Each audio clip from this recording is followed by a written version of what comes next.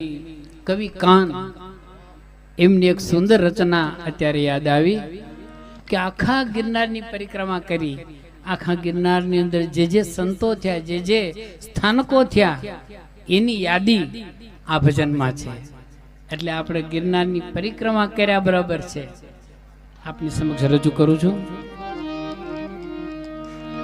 ગહન ગતિ રે એમાં પહોંચે નામતી, ગહન ગતિ રે એમાં પહોંચે નામતી, ગેબી ગિરનારી તારી અકળ ગતિ, ગેબી ગિરનારી તારી અકળ ગતિ, ગહન ગતિ રે એમાં પહોંચે નામતી, ગેબી ગિરનારી તારી અકળ ગતિ.